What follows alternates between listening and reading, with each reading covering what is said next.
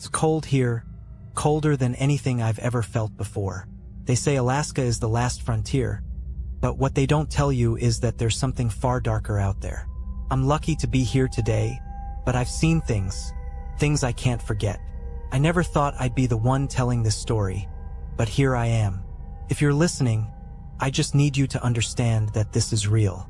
Everything I'm about to tell you, it happened, and it almost cost me my life. I was out there, in the middle of nowhere, with nothing but the endless expanse of snow surrounding me. This wasn't your typical tourist trap. I wasn't on some guided fishing trip or hiking through some serene national park. No, I was with a group of experienced hunters, men who'd spent their entire lives in the harshest of conditions. Their names were Eric, Tom, and Scott, and they were the real deal. If anyone could survive the Alaskan wilderness, it was these guys.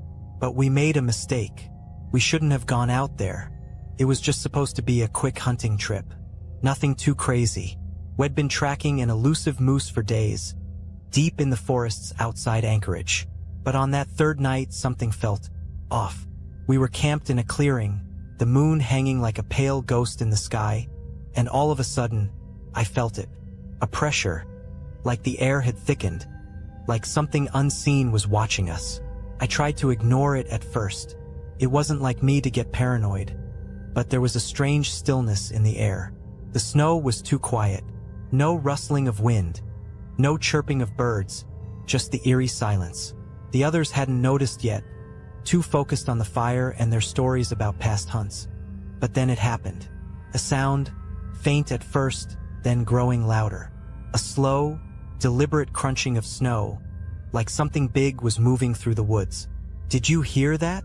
I asked, my voice coming out harsher than I intended. Scott paused, his hand halfway to his beer, and his eyes darted toward the edge of the trees. Eric and Tom stopped talking too, the atmosphere shifting from casual to tense in an instant. "It's probably just a bear or a moose," Eric said, shrugging it off. But it wasn't. The sound was too methodical, too deliberate. It wasn't an animal, at least not one we were familiar with. Then we saw it. A figure, tall, thin, almost skeletal, standing at the edge of the clearing. Its silhouette was impossible to miss against the stark white of the snow, but what struck me the most was the way it moved. It was jerky, unnatural, like it was being pulled by strings, its limbs too long for its body. And the face, I'll never forget the face. It was distorted, almost alien in its features, like it had once been human but had twisted into something else. I don't know how long we stared at it. Felt like an eternity. But then, as suddenly as it appeared, it disappeared back into the forest, vanishing without a sound. Tom was the first to speak. "What the hell was that?" We didn't know. It was Eric who suggested we pack up and leave.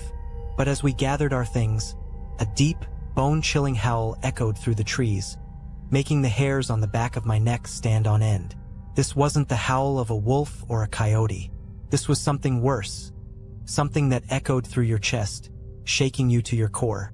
I've never been the type to panic, but in that moment, I felt the terror grip me. It wasn't just the howl that terrified me. It was the way everything had gone still again, as if the world itself had gone silent, waiting. That night, as we huddled together in the tents, I could hear the crunch of snow outside again. This time, it wasn't just one thing. It was multiple shapes circling us, drawing closer. I swear I heard whispers on the wind. The voices were incomprehensible, just distorted sounds that crawled into your mind and made your thoughts run wild. Tom wanted to go out to confront whatever was out there, but I knew better. I could feel the presence. This wasn't something we could fight. It was hunting us. The next morning, we tried to leave, but our tracks had vanished. All those hours of trudging through the snow, marking our path, only to find it wiped away like we had never passed through. The forest had swallowed us whole. We weren't just lost, we were trapped. I don't know how long we were out there, but I remember the panic setting in. We hadn't seen any more figures, but that didn't matter. The feeling that something was watching, waiting, never left. Every crack of a twig, every rustle in the bushes, made our hearts skip a beat. We made it out barely. By the time we stumbled back to civilization, I was covered in frostbite, half dead from hunger and exhaustion. I never spoke to Tom or Scott again. Eric didn't make it back. They found his body a week later, in the exact spot where we'd last seen that thing. But it wasn't just his body that was found. His eyes, they were wide open, frozen in terror. But the worst part? There were no tracks leading to him. It was as if whatever had killed him had just appeared out of thin air. I don't know what we encountered out there, but I know one thing for sure. It was waiting for us. And it's still out there, somewhere in the Alaskan wilderness, waiting for the next group of fools to wander into its domain. If you ever go to Alaska, remember this story. Stay on the path. Never stray from the group. Because once you hear that howl, you may not make it out alive. The last thing I remember is the sound of the wind carrying something with it. Whispers, maybe, or something else. But I'll never forget it. I survived, but not without a price. Now, every time I close my eyes, I hear that howl again. I thought I could leave it behind. I really did. For months after we made it back to Anchorage, I tried to convince myself that what happened in those woods was just some bizarre, shared hallucination. Maybe it was the isolation, the exhaustion, or the sheer terror that made our minds play tricks on us. But as the months wore on, I began to realize something. I hadn't truly escaped. Started small. A nightmare here, a lingering sensation there, like I was being followed. But it wasn't until I received a call that I knew something wasn't right. It was late, maybe 2 or 3 in the morning. I was staying in a small cabin outside of Fairbanks, trying to rebuild my life after everything had happened. My phone rang, the shrill tone cutting through the quiet night like a knife. I almost didn't answer, but something in my gut told me I should. "Hello," I answered, my voice rough with sleep. "Ben?" The voice on the other end was crackling, almost distorted, but I could tell who it was right away. It was Scott. "Scott? What's going on?" I asked, sitting up straight in bed. His voice sounded panicked, frantic in a way I hadn't heard in him before. "You're still in Alaska, right? Still near the woods?" he asked, his words tumbling out in a rush. "Yeah, I'm not far from Fairbanks. Why? What's wrong?" He was silent for a moment before he spoke again, his voice trembling. "I saw it. It's real, Ben. It's real, and it's not just out there in the wilderness. It's here. It's in the city."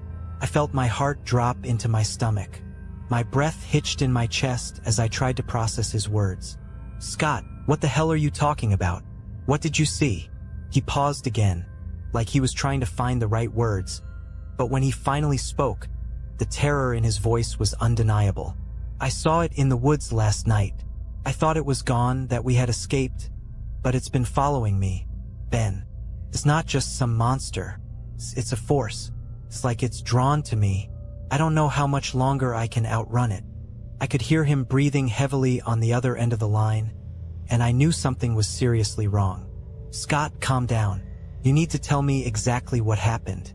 Where are you?" "I'm in my house," he said, his voice shaking. "But I'm not alone, Ben. I'm not alone." Suddenly, the line went dead. I sat there, staring at the phone in my hand, numb with disbelief. I didn't know what to think. I had lived through it, but hearing Scott's panic, hearing his terror, made me feel like I was right back there, lost in those woods again. The same haunting feeling settled into my chest. Something was still out there. I grabbed my coat and rushed out of the cabin. I didn't know what I was going to find, but I knew I couldn't ignore it any longer. My feet barely touched the ground as I drove toward Scott's place in a daze. The snow was falling heavily, and the headlights of my truck cut through the blizzard like a knife through fog. It took me nearly 2 hours to get to his house. By the time I pulled up to the cabin, the place was dark. Too dark. No lights. No movement. I stepped out of the truck, the cold air biting into my skin, and walked to the front door. It was ajar just slightly, as if someone had left it that way in a hurry. My heart pounded in my chest as I pushed the door open, the old wood creaking under the pressure. "Scott," I called, my voice echoing in the silence. No answer. I stepped further into the cabin, the smell of stale air and something metallic filling my nostrils. As I entered the living room, I froze. The entire room was covered in deep red streaks, as if someone had painted the walls with blood. But it wasn't the blood that caught my attention. It was the figure standing in the corner of the room. It was tall, too tall, with limbs that were bent at unnatural angles. Its face was a twisted nightmare of sharp angles and black, hollow eyes, staring straight at me. The thing didn't move at first, but I could feel its presence, suffocating the air around me. Then it made a sound, a low, guttural hum, almost like a song. But it wasn't a song of peace. It was something darker, something older. I backed away, my mind racing. "Scott!" I screamed, but there was no answer. The thing took a step forward, its long, unnerving arms reaching toward me. I ran, heart pounding in my chest, but as I reached the door, I turned back to see it standing there, just watching me. And then it spoke. "I'm not finished with you." The words weren't spoken aloud. They echoed in my mind, vibrating through my skull like a warning. The cold air seemed to freeze in place around me, and I knew in that moment that whatever this thing was, it was after more than just us. I ran out of the cabin, stumbling through the snow, not looking back until I reached my truck. I didn't know if Scott was alive or dead, and in some twisted way I didn't want to know. What I did know was that the creature from the woods wasn't just a thing that lived in the forest. It had followed us here. It had followed me. It's still out there somewhere waiting, and I don't think it's done with me yet. I don't know why I'm still here. I should have left. I should have packed up everything and gotten out of Alaska for good. But something, maybe it's guilt, maybe it's some twisted form of unfinished business, keeps me here. Every time I think about leaving, I hear that whisper. It's not a voice. It's the wind, but it feels like a voice. It feels like it's calling my name. It's the same voice I heard in the woods that night, the one that never left my thoughts. And I know deep down that it's still out there waiting. After what happened at Scott's cabin, I didn't go to the police. Couldn't. I didn't know what to say. How do you explain something like that to people who would never believe you? Who would laugh and dismiss it as some wild hallucination from too much time in the wilderness? So I kept it to myself, tried to move on, tried to convince myself that I was the only one left to carry the weight of what we'd seen. But then came the phone call. It was about 3 weeks later, the dead of winter. The days were short, and the nights felt endless. I was sitting in a diner in Fairbanks, nursing a cup of coffee and trying to pretend I wasn't haunted by the things I'd witnessed. The storm outside howled against the windows, but I barely noticed anymore. The storm inside me was far worse. That's when my phone rang again. I froze. It was a number I didn't recognize, but something in my gut told me to pick up. "Hello." I answered, my voice shaky, though I didn't know why. "Ben." It was Eric's voice. I hadn't heard from Eric since we'd left the wilderness. After everything that happened, he'd gone back to his family in the lower 48. He had stopped returning my calls, and I'd figured he wanted to forget about it all, just like everyone else. But here he was calling me after all this time. "Eric? What's going on?" I asked, trying to keep the panic out of my voice. Ben, I don't know how to say this, but..." Eric's voice cracked, and for the first time since I'd known him, I heard fear in his tone. It made my blood run cold. "It's back. It found me." I felt the weight of his words settle in my chest like a stone. "What are you talking about?" I asked, my voice barely above a whisper. "I didn't want to tell you," he continued, his voice barely audible. "But it's been following me too. I thought I could outrun it, but it's everywhere now. It's in my house, it's in my dreams. I don't know how much longer I can keep this up. I can feel it getting closer. I think... God, Ben, I think it wants to take me next."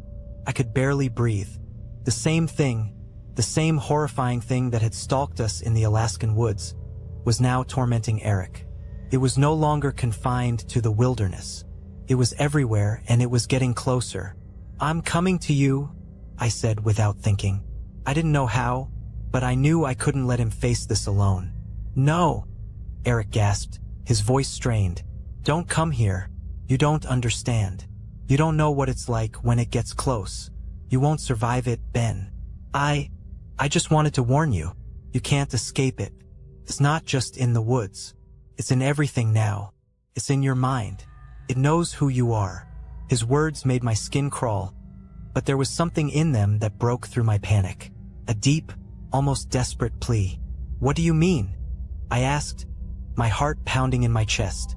I don't know how to explain it, he said, his voice shaking with fear. But once it's latched onto you, it doesn't let go. You can run, you can hide, but it's always there, watching, waiting for you to slip up. I was shaking, my hands trembling as I held the phone to my ear. Eric, where are you? I need to see you. We need to figure this out together. I'm at my cabin, he said, his voice barely audible now. But Ben, please don't come. Don't. And then the line went dead. I don't know how long I sat there, staring at the phone in my hand, my mind racing. It wasn't like Eric to panic. He was one of the toughest men I'd ever met. But hearing the fear in his voice, the way he begged me not to come, it told me everything I needed to know. Whatever this thing was, it was getting worse. And it wasn't just haunting us anymore. It was feeding on our fear, and it was closing in. I didn't hesitate. I grabbed my jacket, paid the bill, and rushed out of the diner. The storm outside was worse than it had been all night, but I couldn't wait. Eric was out there, alone, and I wasn't gonna let him face this thing by himself. Took me hours to get to his cabin. By the time I arrived, the wind was howling, and snow was falling in thick, impenetrable sheets. I pulled up to the cabin, my headlights cutting through the swirling snow, but there was no sign of Eric. I called his name, my voice barely audible over the storm, but there was nothing. I forced the door open, the wood creaking under the weight of the snow, and stepped inside. The place was dark, except for a small candle burning in the corner. It flickered weakly, casting eerie shadows across the room. The air was thick, too thick, like it was filled with something unnatural. And then I saw it. At the far end of the cabin, standing by the window, was a figure. Tall, thin, unmistakable. It was the same thing I'd seen in the woods, the same thing that had stalked us. It wasn't just watching me, it was waiting. But what made my blood freeze was the sight of Eric, crumpled on the floor beneath it, his eyes wide open in terror, frozen in a way I couldn't explain. The thing turned its head slowly, its face twisted in a grotesque mockery of a smile. And then it spoke. "You should have stayed away, Ben." Before I could react, the door slammed shut behind me, and I felt the cold, suffocating weight of it surround me. The whispers started, low at first, then rising in volume, filling my mind with words I couldn't understand, like the wind itself was alive. And then I knew. It wasn't just hunting us anymore. It was consuming us, and it was going to take us all. I don't know how much time passed after the thing spoke. Felt like seconds, but then again, it felt like hours. All I could hear was the sharp, oppressive sound of my own breathing, mixed with the unnerving hum coming from that thing, standing just a few feet away, its form stretching unnaturally against the flickering candlelight. Its hollow eyes pierced into me, empty voids that seemed to know everything about me. Things I hadn't even remembered myself. I could barely move. My body had frozen, not from the cold but from the terror that gripped every inch of me. My legs were heavy, like they were made of lead, and my arms hung useless at my sides, as if the very act of reaching for something, anything, would have been futile. All I could do was stare at the thing, helpless. It wasn't just watching me anymore. It was studying me, as if deciding whether I was worth the effort of tormenting further. The cabin felt smaller, suffocating, the air thick and bitter. The wind howled outside, but in here, there was only silence. A deafening, oppressive silence. Then I heard it. The sound of Eric's voice, weak, raspy, barely a whisper. "Ben, get out. It's not too late." I turned my head, finally finding the strength to look at him, lying on the floor. His face was pale, eyes wide open but empty, staring at something beyond me, as if he were already lost to whatever this thing was. He didn't seem to be breathing. I knew then. Eric was already gone. The thing moved then, stepping closer. Each movement was slow, deliberate, and I could hear the soft creaking of its bones as if they were made of wood. It stopped in front of me, and I could feel its presence invade every corner of my mind. "I told you not to come," it said again, its voice a whisper and a scream at the same time. "Now, you belong to me." Before I could react, it reached toward me with one long, twisted arm. Its fingers, if you could even call them fingers, were sharp, talon-like, scraping the air between us. I could feel the cold radiating from them, a cold that went deeper than the skin, burrowing into my very soul. I stumbled backward, the horror overwhelming me, but I couldn't move fast enough. The air seemed to slow down, and I felt like I was trapped in some twisted dream, unable to wake up. It was all around me. Its presence, its words, its touch. I felt its fingers brush my cheek, and in that moment, I was sure it would drag me into the same frozen nightmare that had taken Eric. But then something changed. I don't know how or why, but the pain, the suffocating weight of the thing's touch, faded.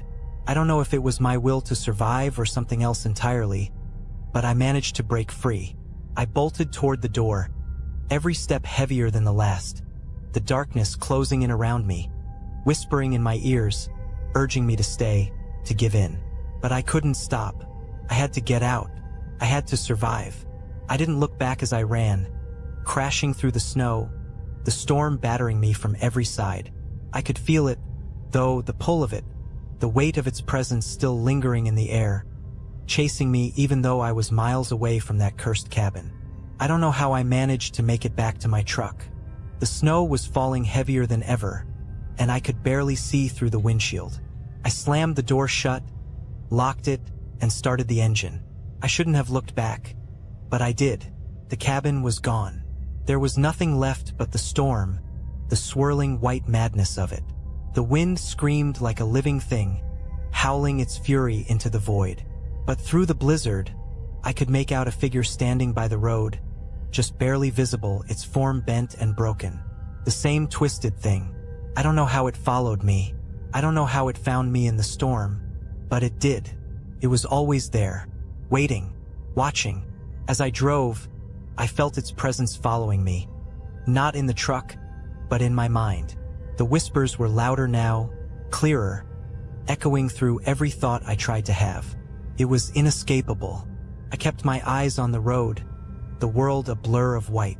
I drove for what felt like hours, the fear gnawing at my mind. I couldn't think straight. I couldn't breathe without feeling its weight on my chest. The thing had followed me, and no matter how far I went, no matter where I ran, it would always be there, just out of sight, watching. By the time I reached the nearest town, I was too far gone. I had seen too much, felt too much, and I knew, deep in my bones, that it wasn't over. It would never be over. Not for Eric, not for me, and certainly not for anyone else foolish enough to think they could outrun it. I moved away shortly after that. I never stayed in one place for too long. I kept to the cities, the crowds, hoping the noise would drown out the whispers in my mind. But I know now. I know what I didn't understand before. The thing, whatever it was, isn't just a creature. It's not bound by the laws of nature or time. It feeds on fear, it feeds on the dark corners of your mind, and it follows you. It doesn't need to be in the woods. It can be anywhere. And that thought, it's always with me.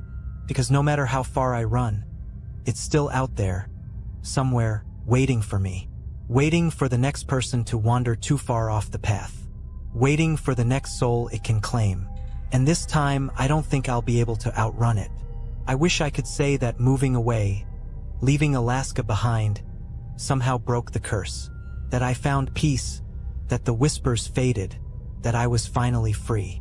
But I wasn't. The thing, I can't even call it a creature anymore, wasn't just something confined to a specific place or time. It was like a shadow, an inescapable part of me, of my mind. I would hear it in the middle of the night, the cold air pressing against my skin even in the warmth of my new apartment. The whispers didn't just come from the dark corners of rooms anymore. They came from inside me. They twisted my thoughts until I could no longer tell where my fear ended and where it began. It started to affect my sleep, then my relationships. I couldn't keep a job. I couldn't keep a friend. How could I? When the only thing that filled my thoughts was the thing I'd seen in Alaska, the thing that haunted me with every breath I took. I tried everything. Therapy, meditation, medication. Nothing helped. Because no matter what I did, I couldn't escape it. And then, it happened again. It had been a year since I'd left Alaska, and I thought I was getting better. I was in a small town in Montana now, trying to rebuild some semblance of a life, far from the frozen wilderness that still haunted me. I was in a small apartment above a local diner, just another stranger trying to outrun his past. But the nightmares never stopped. They were getting worse. I woke up one night, drenched in sweat, the scream of the wind outside carrying the same eerie, haunting tone that had plagued me since that first night in the Alaskan wilderness. My body was trembling, but I forced myself out of bed, trying to shake off the feeling of dread that clung to me like a second skin. That's when I saw it. There was something in the corner of the room. I had no idea how it had gotten there, no idea when it had arrived. The shadows of the room seemed to twist and bend around it, as if the very air had contorted to accommodate its presence. At first, I thought it was a hallucination, the product of a mind too far gone. But then I saw it. Those long, twisted limbs, the way the figure stood unnaturally tall, its silhouette unmistakable. Its face was a blur, just a mass of darkness where features should have been, but I could feel it. I could feel it staring at me, the hollow, vacant eyes, the coldness that chilled my very soul. I froze. For the first time since that night in Alaska, I couldn't move, couldn't scream. The fear was so intense, so paralyzing, that it wrapped itself around me, suffocating any thought of escape. The thing stepped closer. The floor creaked under its weight, though there was no weight to it, not really. It was like it was a part of the air itself, an entity made of darkness and frost, slowly moving toward me with a strange, purposeful slowness. Couldn't breathe. It spoke then, its voice like 1,000 whispers woven together into one soul-chilling sound. "You can't outrun me, Ben. You can't run from what you are." I could hear the words in my head, louder than the sound of the wind outside. It wasn't talking about Alaska anymore. It was talking about me. The thing had seen something in me, something it could latch onto. It had marked me long ago. I tried to back away, but my body wouldn't obey. The fear was too much. My heart was pounding in my chest like it was about to explode, but nothing happened. I couldn't move, couldn't scream. And then it reached out its hand. No, its claw, long and cold, brushing against my skin. I felt a searing, biting cold where its fingers touched me. My whole body screamed for me to pull away, to fight, but I couldn't. The moment it made contact, I felt the memories flood back. The forest, the snow, the moonlit sky, the thing in the darkness, watching us, waiting for us to make the wrong move. It wasn't just a monster, I realized. It was something older, something that existed long before the trees and the snow, before the stars and the sun. It was a presence, a force that consumed not just your body, but your mind. It fed off your fear, and it fed off the very idea of escape. But as its cold fingers gripped tighter, I did the only thing I could think to do. I fought. I didn't think about it. I didn't plan it. But I gathered every ounce of strength I had, and I pulled away. Not physically, I couldn't do that, but mentally. I fought it with every thought, every memory of what I had survived, what I had already gone through. I remembered the woods. I remembered the howling wind. I remembered Scott, Eric, the terror. And with everything I had, I reached into the darkness. I don't know how it happened. Maybe I just willed it. Maybe it was a desperate cry for survival, a last-ditch attempt to tear myself away from the abyss. But as I reached into the thing, I felt the coldness begin to recede, slowly, just for a moment. The thing in front of me flickered, like a shadow at the edge of your vision, unsure of its form, of its purpose. The moment lasted only a second, but that second was all I needed. I slammed my eyes shut and forced myself to breathe. I kept thinking of the one thing that kept me alive in Alaska: survival. When I opened my eyes again, it was gone. But I know better now. It didn't leave. It was never gone.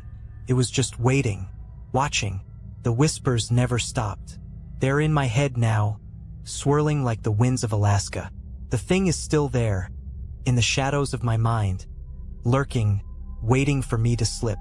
And one day I know it will be back. And next time I don't think I'll escape. I don't think anyone will. It's been months since that night. Months since I forced myself to believe I had driven the thing away. But I know now that it was never really gone. I thought the worst was over, but I was wrong. It's never over. The whispers have grown louder, more persistent, pushing their way into my thoughts. The thing, whatever it is, has found a way to stay inside me, like a parasite that feeds on my fear, my exhaustion, my broken mind. It's not just a shadow anymore. It's a part of me, lodged deep within my soul. I can feel it every day, like a weight on my chest. The fear has become familiar. It's like breathing. You don't notice it until you try to stop.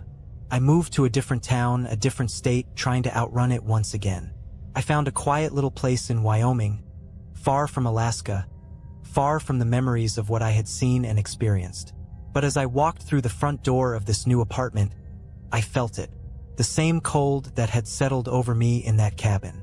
The same suffocating silence.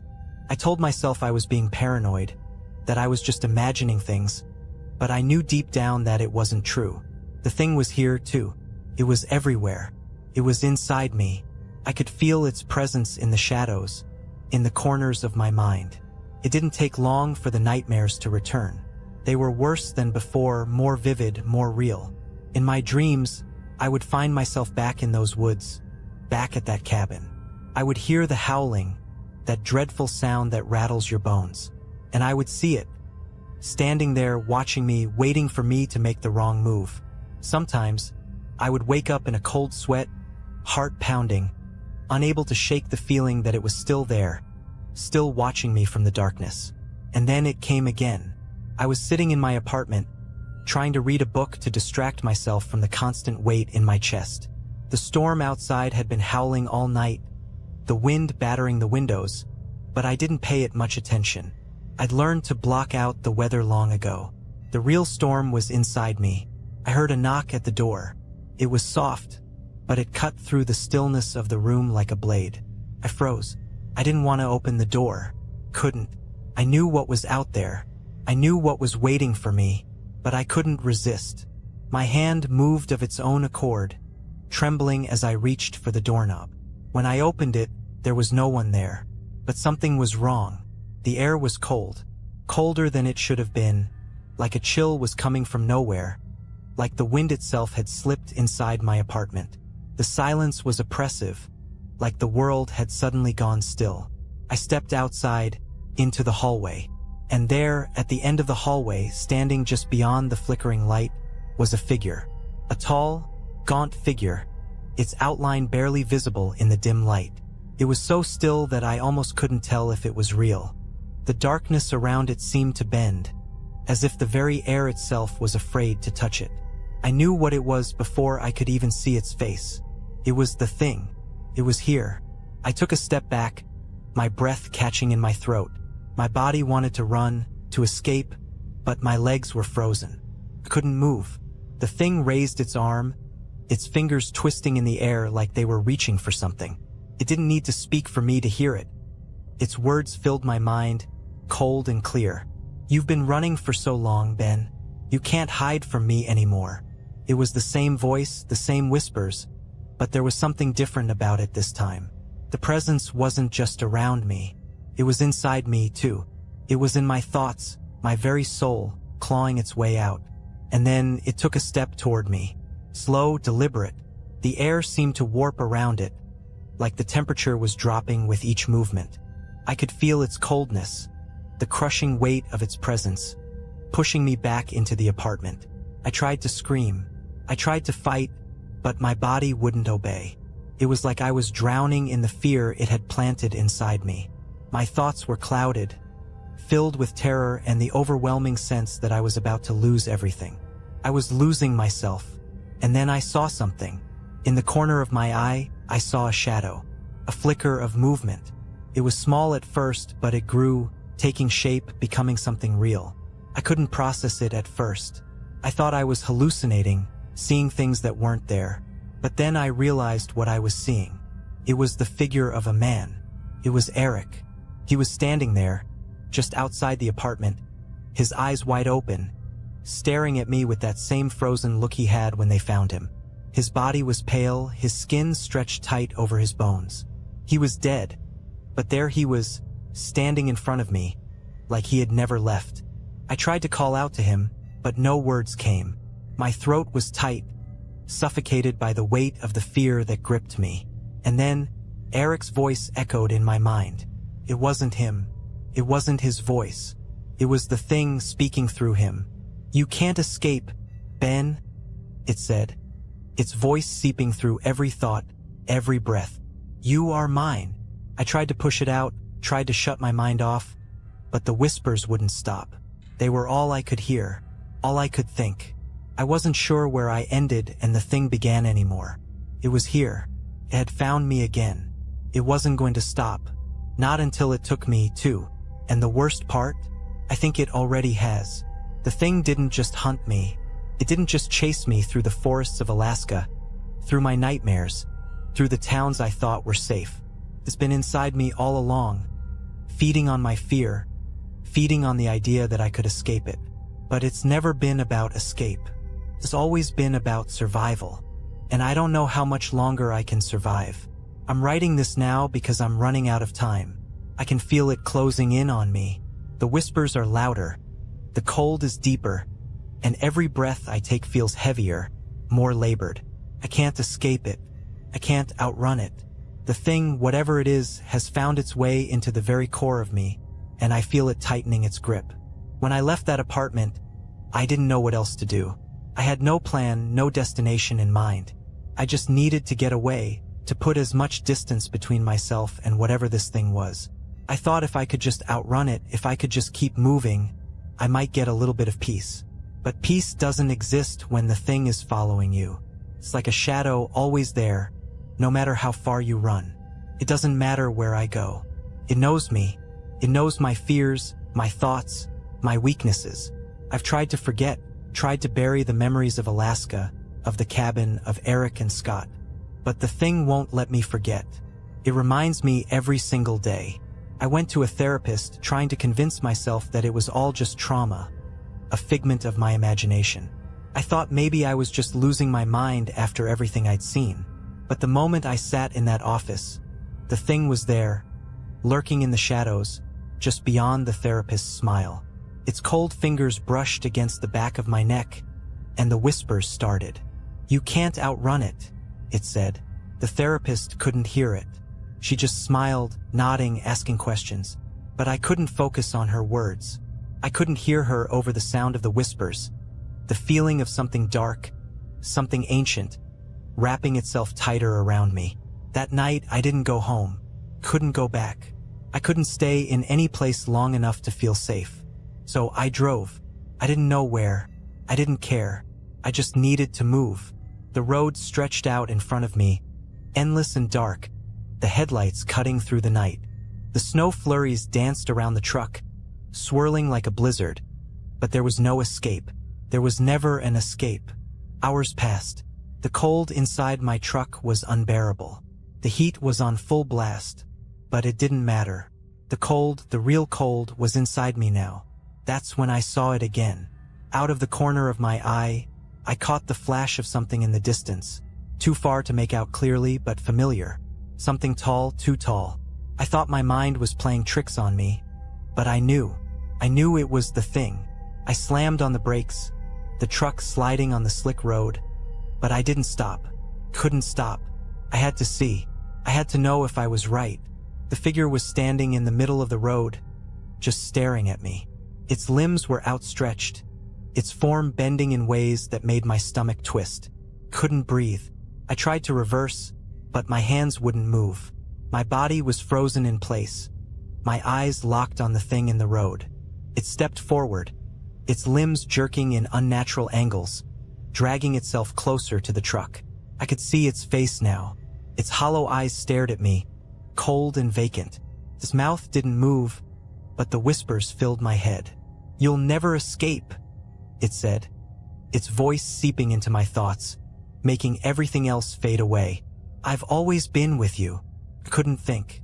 I couldn't even scream. My heart pounded in my chest, My hands gripped the wheel so tight my knuckles ached. The thing was so close now, I could feel its coldness crawling through the air, settling into my bones. I thought it was the end. I thought it was finally going to take me. But then, something strange happened. I wasn't sure if it was a dream or a delusion, but for a moment, I saw a flash of light, a bright, blinding light, and the thing in the road faltered, its form flickering like a broken image on a screen. It froze, just for an instant, like it wasn't sure how to respond. And then it was gone. I don't know how. I don't know why. I didn't waste a second. I floored the gas pedal and drove. I didn't stop. I didn't look back. I haven't stopped since. I'm not sure where I am anymore. I don't know where I'm going, but I can feel it. The thing is still here, still with me, lurking in my mind, waiting for me to slip. It's still out there, somewhere in the shadows. I'm not sure how much longer I can keep running. The exhaustion is starting to catch up to me. The whispers are getting louder, more insistent, and I can't escape them. But the worst part? I don't think I want to anymore. The thing isn't just a force of fear. It's a part of me now. It's inside me. It's inside my soul. It feeds on my terror, on my thoughts, on my every move. I don't think it will ever leave, and I don't think I can survive without it. I'm writing this, hoping that somehow, someone will read this, that someone will know what happened. But I fear it's too late. I fear the thing has already taken me. And if you're reading this, know one thing. It's still out there. And it's waiting. I don't know how much longer I can hold onto my mind. Writing this is the last tether I have left to reality. The thing is closer now, closer than it's ever been, and I can feel it growing stronger. The whispers are constant, the cold relentless. I can't escape it no matter how hard I try, no matter how far I run. It's always there, inside me, creeping into my thoughts. I thought that by leaving everything behind, by driving away, running away from the places that haunted me, I could start over. I could outrun it. I could find some peace. But I was wrong. The first time it truly hit me that I couldn't outrun it anymore was when I stopped. I was exhausted, my mind fractured and broken from the constant fear, the constant drive, and for the first time in months, I let myself rest. I found a small motel, a nondescript place off the highway, hoping for a few hours of sleep. The room was empty, save for the bare essentials. A single bed, a flickering lamp, and a cracked window. I didn't care. I just needed to stop, even for a moment. The air inside the room felt heavy, thick with the same suffocating cold that had followed me across the country. But I told myself it was just the winter chill creeping in through the walls. I laid down on the bed, my eyes closing in an attempt to silence the relentless pounding of my heart. But the moment I closed them, I saw it again. It wasn't just the thing, it was the place, the forest. The trees were towering, their branches twisted and warped. The snow beneath my feet was deeper than it had ever been. I could hear the wind howling, the world around me moving in a slow, surreal motion, like I was trapped in some terrible dream. And there it was, standing in the distance, watching me. The thing. Its form stretched tall and skeletal, its black eyes glaring through the darkness. I tried to turn away, tried to run, but my legs wouldn't move.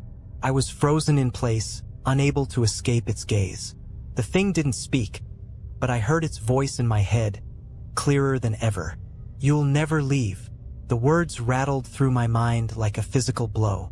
I could feel its cold, bitter presence seeping into every thought, every breath, every nerve. It was suffocating me. It wasn't just the cold of the room now. It was the cold of its touch, freezing every part of me from the inside out. I woke up in a cold sweat, gasping for air, my body trembling. The room was still dark, the only sound the beating of my heart in my ears.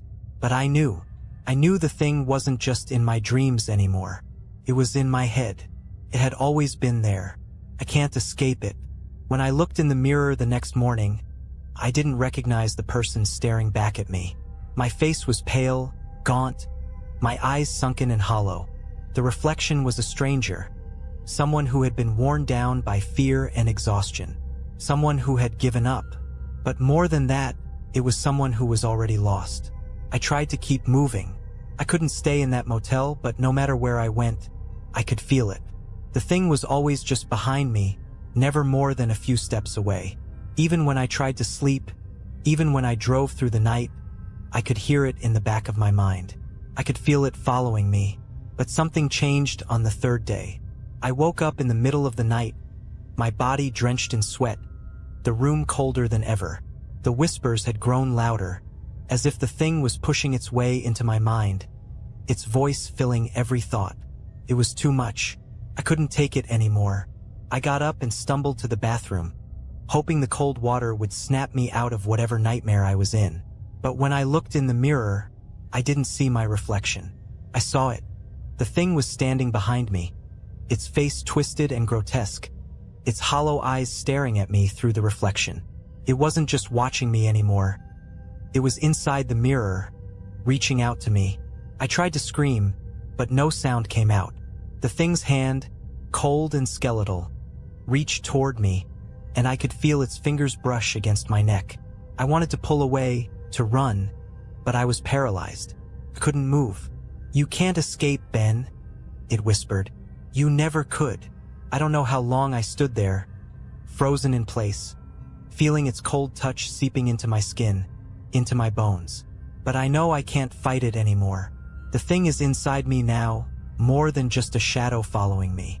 It's in my mind, in my thoughts, in every heartbeat. It's a part of me. I don't know what it wants from me. I don't know what it's been waiting for, but I can feel its hunger. I can feel its patience. It's not in a hurry. It doesn't need to rush.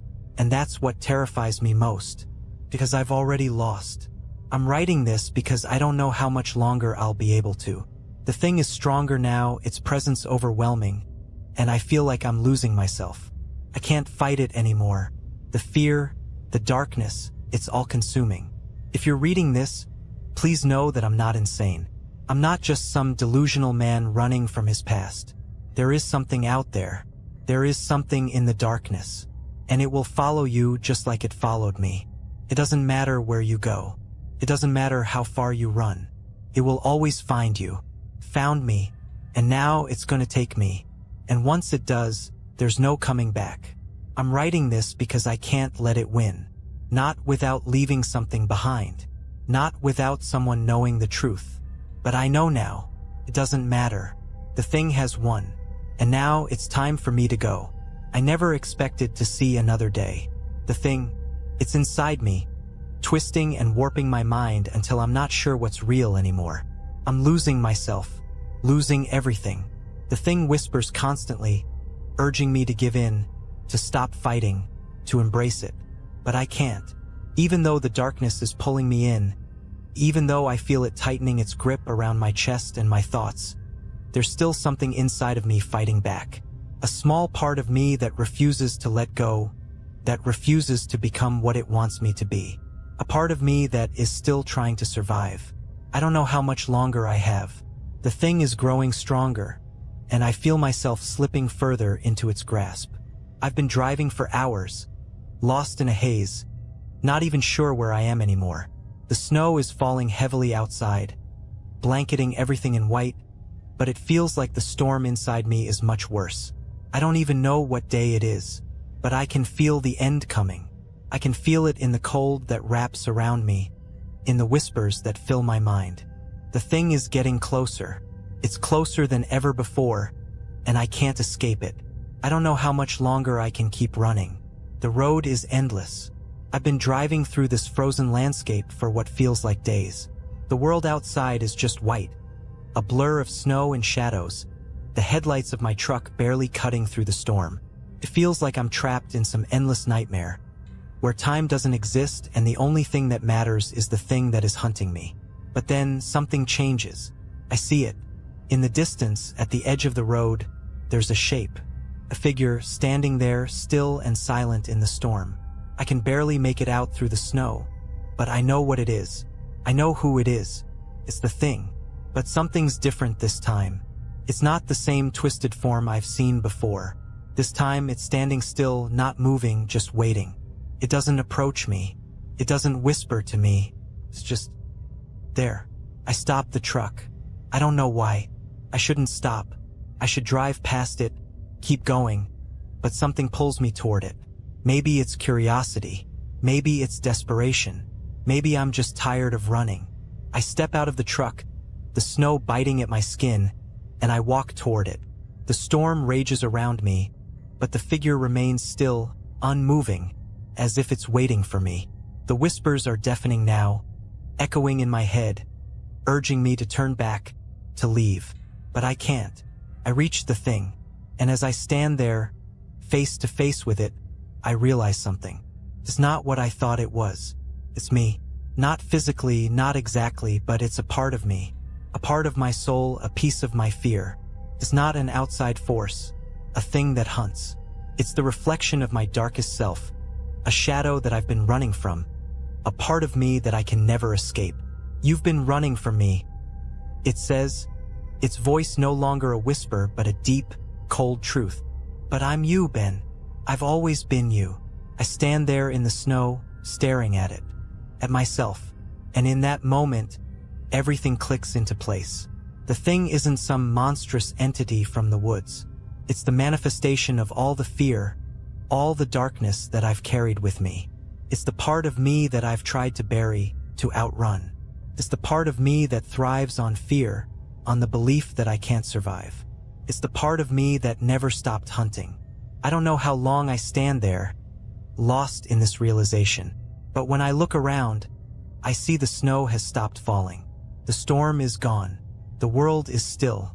And for the first time in a long time, I feel calm. The thing isn't out there. It's never been out there. It's been inside me all along. And now that I understand that, now that I see it for what it truly is, the battle is over. There's no more running, no more escaping. I can't fight it anymore because I've realized the truth. The thing I've been running from is me. As I stand in the silence of the snow, the world around me still and frozen, I accept it. The thing, my fear, my darkness, is a part of me. It always has been.